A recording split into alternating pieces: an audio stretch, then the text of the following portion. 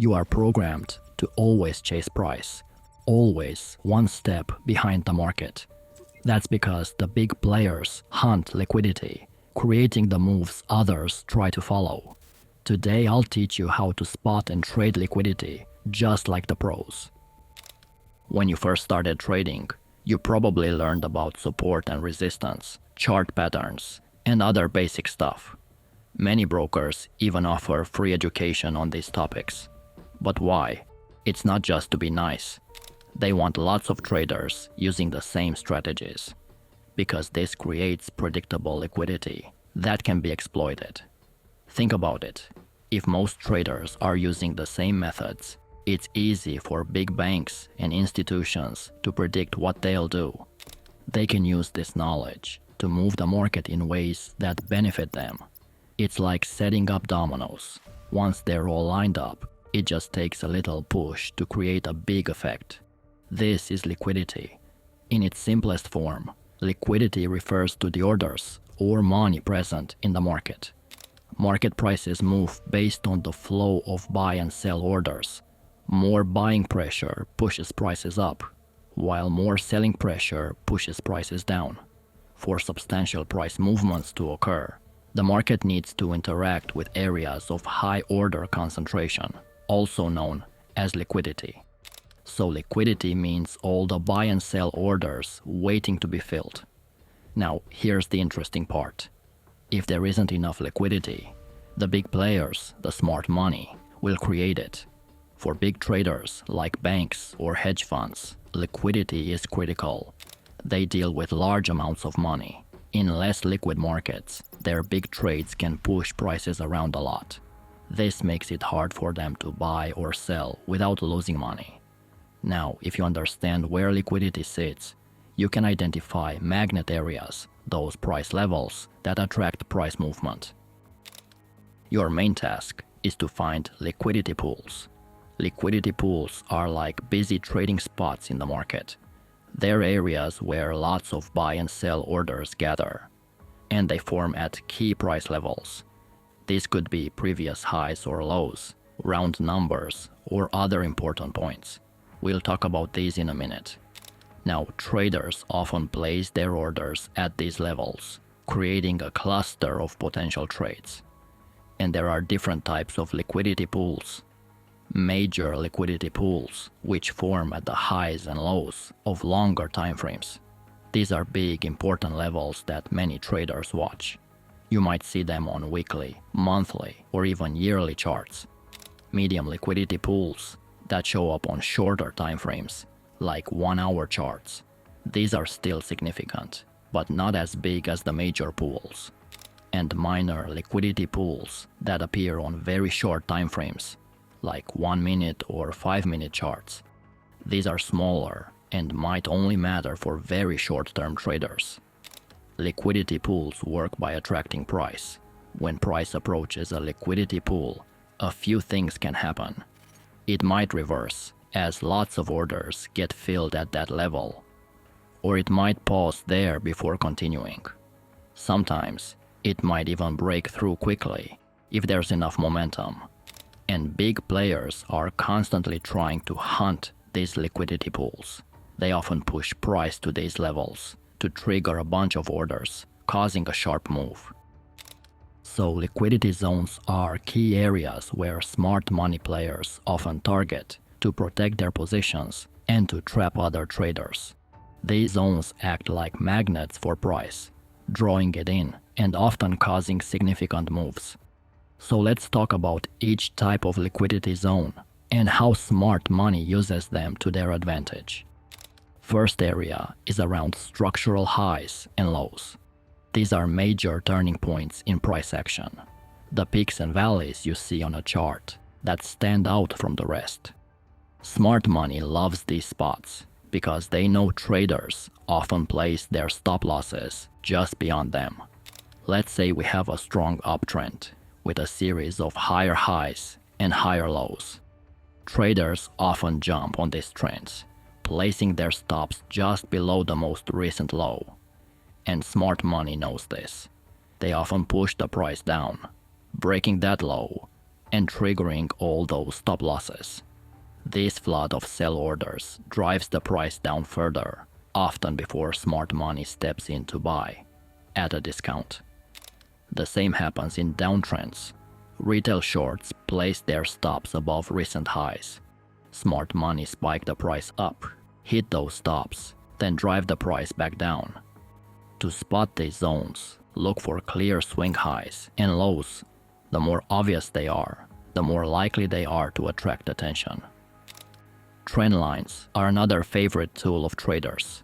The diagonal lines that connect a series of lows in an uptrend or highs in a downtrend. They're simple to draw and easy to understand, which is why so many traders rely on them. Big players often target these trend lines, especially long-standing ones. They know that many traders will have stop losses placed just beyond these lines. By breaking a significant trend line, they can trigger a cascade of orders. For instance, in a long-standing uptrend, many traders will be long, with their stops just below the trend line. Smart money might push the price down to break this line. As stops are hit, more sell orders flood in. Smart money can then step in and buy at lower prices before resuming the uptrend. Equal highs and lows, also known as double tops and double bottoms, are also exploited by smart money. These patterns form when price reaches the same level twice, creating a potential reversal point. Traders often see these patterns and place their trades accordingly. For a double top, they might go short, with a stop just above the equal highs. For a double bottom, they might go long, with a stop just below the equal lows. Smart money knows this and often pushes the price just beyond these levels to trigger stop losses before reversing. This creates a liquidity pool that they can use to their advantage. Trading sessions, particularly the Asian, London, and New York sessions, often create their own ranges. These ranges can become significant liquidity zones, especially at their highs and lows. Big players often target the session's highs because they know many traders use them for entries and stop placements. For example, many traders use the Asian session range as a guide for the London session. They might place buy orders above the Asian high and sell orders below the Asian low. Smart money might push the price just beyond these levels to trigger these orders, creating liquidity that they can trade against. They might spike the price above the Asian high, triggering buy orders, only to sell into this liquidity and push the price back down. The previous day's high and low are other significant levels that many traders watch. They often serve as support and resistance levels for the current day's trading.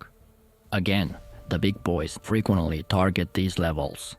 For instance, many traders place buy orders just above the previous day's high, expecting the upward momentum to continue. Smart money will push the price up to trigger these orders, creating a pool of liquidity. They can then sell into this liquidity, potentially reversing the price direction. The previous week's high and low also attract a lot of attention. You might not even know where those levels are. These levels often act as key support and resistance on higher timeframes. And smart money often exploit these levels, knowing that many swing traders and position traders use them for stop placement and entry orders. For example, in a downtrend, many traders might place sell orders below the previous week's low, expecting the trend to continue. Smart money often push the price down to trigger these orders, creating a liquidity pool they can buy into. Supply and demand zones are other liquidity zones. These are areas where price has shown significant rejection in the past, and these zones are prime targets for smart money manipulation. Smart money know many traders place their orders around them. For example, many traders might place buy orders at a strong demand zone. Smart money might push the price into this zone, triggering these buy orders and creating liquidity. They can then potentially sell into this liquidity, driving the price even lower. That's why you see so many demand zones that should work in theory, but in reality, they fail. The same happens with supply zones. Traders often place sell orders at these levels, expecting price to drop. Smart money might spike the price into the supply zone, triggering these sell orders, then buy into this liquidity to potentially drive the price higher. Fair value gaps are also targeted. These are areas on the chart where price has moved rapidly. These gaps often act as magnets for price, drawing it back to fill the gap. Smart money often uses these gaps as targets. For example, if there's a bullish fair value gap below the current price, many traders might place buy orders in this area, expecting price to come back and fill the gap. Smart money might push the price down through this level, triggering these buy orders and creating liquidity. The same happens with bearish fair value gaps above the current price. Traders often place sell orders in these areas. Smart money might spike the price up through the gap, triggering these sell orders. That's why maybe 90% of fair value gaps fail, but that's a topic for another video. Round numbers ending in 0 or double zeros are psychologically significant levels that attract a lot of attention. These levels are prime targets for smart money manipulation. Smart money knows that many traders place their orders around these round numbers. They might place buy orders just above a round number or sell orders just below it. The big boys often push the price to these levels to trigger these orders, creating liquidity that they can trade against. For instance, if there's a round number at a $50 level, many traders might place buy orders slightly above it, expecting the price to rise above this level. The big boys might push the price up to trigger these buy orders, creating a pool of liquidity. They can then potentially sell into this liquidity, driving the price back down. Understanding all these liquidity zones and how smart money targets them is key. It helps you avoid common traps. As you practice, you'll start to see patterns. You might notice that price often reverses after taking out a previous high or low.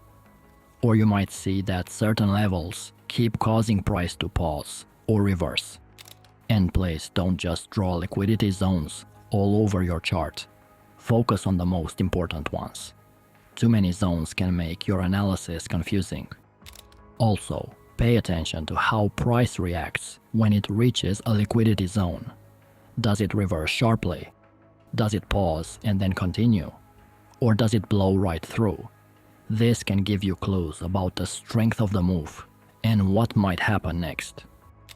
You might notice that certain types of zones work better in certain market conditions or for certain currency pairs or stocks. This is where keeping a detailed trading journal with your findings can be incredibly valuable, allowing you to refine your strategy over time. Now, let's talk about liquidity inducement. Inducement is about creating situations that make other traders want to trade at certain levels. This creates available liquidity for bigger players to use when they want to enter or exit their positions. To understand this better, let's look at how the market is structured. When we look at charts, we see highs and lows. Above these highs, we assume there's buy-side liquidity, and below the lows, we assume there's sell-side liquidity. Buy-side liquidity is all the liquidity that buyers will use, created mainly by stop-loss orders of sellers and buy-stop orders of buyers. In a bullish market, price often uses buy-side liquidity to fuel the next upward move. To have a big bullish move, the market needs sell orders to generate more liquidity. Also, the buy orders from stop losses of sellers generate more buy orders, which is why you often see a surge in buying when price breaks out. Sell-side liquidity is the opposite. It's the liquidity that sellers will use, created mainly by stop-loss orders of buyers and sell stop orders of sellers. Imagine you see a double bottom on your chart. Price hits the same low point twice, forming a support level. Many traders might want to buy at this support level. Now think about where these traders would put their stop losses. They'd likely put them just below the lows. This creates a pool of sell-side liquidity below the lows. This is important because big players need this liquidity. They can't just jump into the market with huge orders. That would cause wild price swings and could work against them. Instead, they use liquidity inducement to their advantage. These big players create patterns or situations in the market that encourage other traders to place their orders in predictable spots. This builds up pools of liquidity that the big players can then use to enter or exit their positions. Now, before we continue, let us know in the comments what topics you'd like us to cover, and please drop us a like to help us with YouTube algorithm. Now let's talk about how big players use this liquidity. They often create what's called a liquidity sweep. It's when big players in the market try to take advantage of areas where there's a lot of buy or sell orders waiting. These areas are like pools of money just sitting there, ready to be used. For instance, if there's a strong support level with many stop losses just below it, price might sweep down to hit those stops before reversing. This action sweeps the liquidity, letting larger players fill their orders. Knowing about liquidity sweeps can help you in two main ways. First, you can look for where sweeps have already happened, as this might show where big players have been active. Second, you can use this knowledge to guess future moves by spotting where available liquidity might be. One way to trade these liquidity sweeps is by identifying the inducement before a potential zone of interest. This is where price action might encourage traders to enter positions, creating more liquidity for a potential move.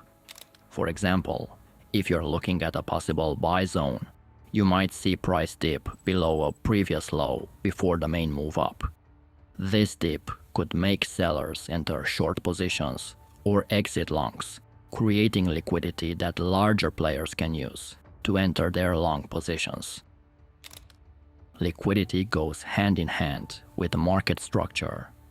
Market structure refers to the overall pattern of price movement. It's about identifying trends, key levels, and the flow of the market. Liquidity is about where buying and selling activity clusters. These two concepts work together to shape market behavior. Here's how they interact. Areas of high liquidity often become key points in the market structure. A level with lots of buy orders might become a strong support level. If price keeps bouncing off this level, it becomes part of the market structure. Key structural levels tend to attract liquidity. Traders often place their orders around important structural points, like trend lines or previous highs and lows. This creates a feedback loop where structure and liquidity reinforce each other. Breaks in structure can drain liquidity. When price breaks through a key structural level, it often leads to a surge in trading activity. This can temporarily drain liquidity from other areas as traders rush to adjust their positions. Liquidity flows with structure. In a strong trend, liquidity tends to cluster in the direction of the trend. For example, in an uptrend, you might see more liquidity above the current price as traders anticipate further rises. Structure helps predict liquidity. By reading the market structure, you can often predict where liquidity might be.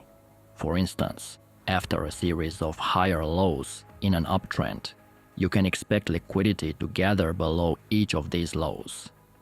Liquidity confirms structure. Sometimes the way price interacts with liquidity can confirm or deny the current market structure. If price easily breaks through what should be a liquidity-rich level, it might signal a change in the overall structure. Both liquidity and market structure guide price movement. Price often moves towards liquidity, but within the constraints of the larger market structure, and institutional activity links them. Big players in the market often use their understanding of both liquidity and structure to plan their trades. Both liquidity and market structure change over time. Just as market structure evolves, so does the distribution of liquidity. What was a key liquidity level last week might not be as important now. So keeping track of both helps you stay in tune with the market. The interplay between liquidity and structure can help you spot truly important levels in the market. Areas where structural levels align with high liquidity are often the most significant. In trading, we often talk about market structure shifts, the big changes in the overall trend of the market. Inducement often plays a role in these shifts. For example, before a major trend change, you might see price action that looks like it's continuing the old trend. This can trick traders into entering positions in the direction of the old trend, creating liquidity for the smart money to use when reversing the market. Also, liquidity inducement is part of a larger market cycle. The market typically goes through phases of accumulation, markup, distribution, and markdown. Liquidity inducement often occurs during the accumulation and distribution phases, as smart money prepares for the next significant move. During accumulation, for instance, you might see price action that looks choppy and directionless. This can discourage retail traders and shake out weak hands, while smart money quietly builds positions. The apparent lack of direction is itself a form of liquidity inducement, creating opportunities for larger players to buy at favorable prices. This is why it's key to look beyond just price action and also consider volume, momentum, and other factors that might indicate the true market dynamics. Liquidity inducement isn't something bad. If you can spot it happening, you might find good trading signals. For entries, look for areas where there's a lot of liquidity. When the market is going up, look for buy entries just below recent lows. That's where big players often buy, scooping up all the sell orders. When the market is going down, look to sell just above recent highs. That's where big players often sell into all the buy orders. For exits, think about where other traders might have their stop losses or take profit orders. These create pools of liquidity. As price approaches these areas, be ready to exit your trade. The price might reverse once it hits these liquidity pools. Every time the market makes a new range, mark the high and low. If you are trading in this range, you might enter at one end, where there's internal liquidity, and exit at the other end, where there's external liquidity. Also, you want to trade where there's low resistance. This means there should be little stopping for the price to move in your favor. Start on a bigger time frame, like the daily chart. Mark major liquidity levels. Move down to a smaller time frame, like the 1-hour chart. Look for price approaching your marked liquidity levels. As price gets close to a liquidity level, switch to an even smaller time frame, like the 15-minute chart. Watch for signs of a stop hunt, a quick spike through the level, followed by a reversal. If you see this, get ready to enter a trade in the direction of the reversal. Also, don't jump on every breakout. Wait for the price to show it's really going to keep moving in that direction. And always consult multiple time frames. Check larger time frames to see if a move fits the bigger picture or if it might be inducement. If you see the price quickly reject a level after breaking it, be ready for a possible reversal. And don't put your stops right at obvious levels. That's where inducement often targets. There are several tools and indicators that can help you spot and analyze liquidity in the markets. First one, volume. This is one of the simplest and most effective tools. High volume often shows high liquidity. So look for volume spikes, which can indicate liquidity events. Second, market depth charts. These show pending buy and sell orders at different price levels. They can help you see where liquidity pools might be forming. Third, time and sales, or tape reading. This shows real-time trades. Large trades or clusters of trades at certain prices can indicate liquidity. Fourth, order flow indicators. These advanced tools try to show the balance of buying and selling pressure. And fifth, volume profile. This shows where most trading has happened at different price levels, helping identify high liquidity zones. It's best to use a mix of tools and combine them with market structure and price action. Also, these tools don't directly show liquidity. They show things that often relate to liquidity. You still need to interpret what they're telling you. Liquidity and order flow analysis are closely linked. Order flow analysis is all about understanding the buying and selling pressure in the market. This pressure often shows up as liquidity. Order flow analysis looks at the actual orders coming into the market. It tries to spot where big players are buying or selling.